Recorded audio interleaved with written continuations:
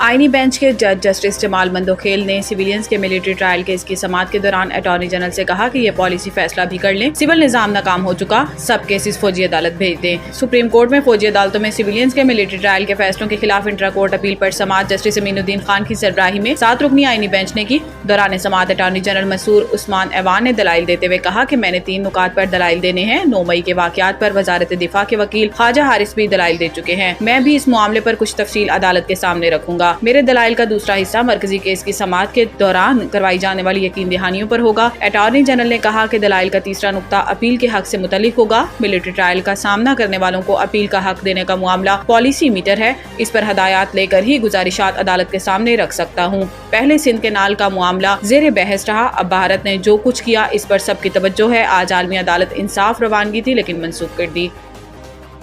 वज़ीर आज़म मोहम्मद शहबाज शरीफ ने कहा है कि सिक्योरिटी फोर्सेज मुल्क की सरहदों के दिफा और दहशतगर्दी की लानत के खात्मे के लिए अपने अज़म में गैर मुतज़लज़ल है। पाकिस्तान दहशतगर्दी के खिलाफ जंग जीत रहा है। वज़ीर आज़म मोहम्मद शहबाज शरीफ ने खैबर पख्तूनख्वा के जिला शुमाली वज़ीरिस्तान के इलाके हसन खेल में अफगानिस्तान से फितनतुल खारिज के दहशतगर्दों की दरअंदाजी नाकाम बनाने पर सिक्योरिटी फोर्सेज की सताइश करते हुए इन्हें खराज तहसीन पेश किया। शहबाज शरीफ ने कहा कि सिक्योरिटी फोर्सेज ने शानदार पेशा वराना महारत का मुजाहिरा करते हुए दहशतगर्दों को बर वक्त रोका। दहशतगर्दी के खिलाफ जंग में पूरी कौम सिक्योरिटी फोर्सेज के साथ खड़ी है। इन्होंने मजीद कहा है कि पाकिस्तान की सिक्योरिटी फोर्सेज मुल्क की सरहदों के दिफा और दहशतगर्दी की लानत के खात्मे के लिए अपने अज़म में गैर मुतज़लज़ल हैं। ये कामयाब कार्रवाइयाँ इस बात की निशानदही करती हैं कि पाकिस्तान दहशतगर्दी के खिलाफ जंग जीत रहा है और दहशतगर्दी के खिलाफ अहम कामयाबियाँ हासिल कर रहा है।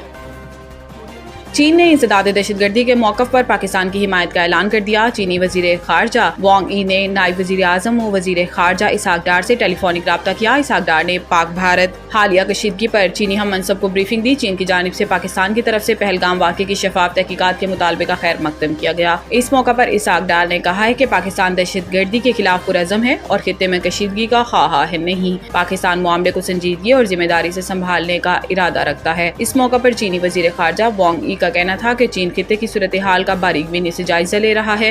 दहशतगर्दी के खिलाफ जंग तमाम ममालिक की मुश्तरका जिम्मेदारी है। चीन ने हमेशा पाकिस्तान के इंसदाद दहशतगर्दी के मौक़िफ़ की हिमायत की। वांग यी ने कहा कि चीन पाकिस्तान की खुद मुख्तारी और सलामती के तहफ़्फ़ुज़ की मुकम्मल हिमायत करता है। पाक भारत कशीदगी दोनों ममालिक और खित्ते के अमन के लिए नुकसानदेह है।